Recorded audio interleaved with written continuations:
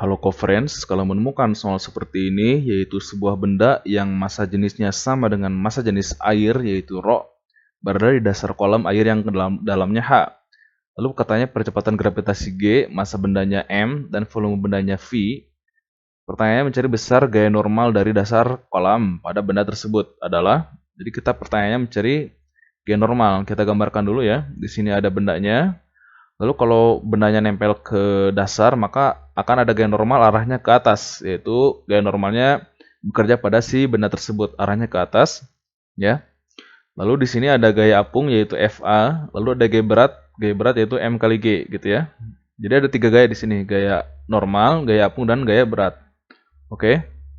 Nah, kita bisa mendapatkan nilai gaya normal ini menggunakan sigma F atau jumlah resultan gaya di sumbu Y sama dengan 0 karena di sini bendanya diam, tidak bergerak ya. Nah, kita arahkan ke atas positif berarti N-nya plus N, sedangkan gaya apungnya positif ke atas jadi plus Fa, sedangkan gaya beratnya ke bawah berarti negatif Mg sama dengan 0. Oke.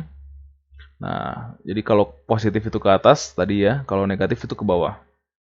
Selanjutnya, gaya apung itu adalah rumusnya Rho dikali volume dikali gravitasi. Ya, nanti kalau kita sudah pindah ruaskan, N itu bisa dicari menggunakan pindah ruas ya. Jadi Mg-nya pindah ke kanan jadi plus Mg, lalu Fa-nya pindah ke kanan jadi min Fa. Jadi gaya normal bisa dicari menggunakan rumus Mg dikurangi gaya apungnya. Ya, tadi gaya apungnya adalah massa jenis air dikalikan volume dikalikan gravitasinya. Nah, kita tahu massa itu adalah Rho dikali volume gitu ya. Nah, Rho volume ini yang di gaya apung ini karena Rho bendanya sama dengan Rho airnya gitu ya. Kita bisa ganti menjadi M. Jadi Fa-nya kita ganti jadi Rho V-nya ganti jadi M. Jadi Fa-nya adalah M kali G gitu ya. Jadi Fa-nya dirubah jadi M kali G karena tadi Rho V-nya dirubah jadi M. M kali G gitu ya. Nah, kita masukkan ke persamaan yang sebelah kiri tadi ya.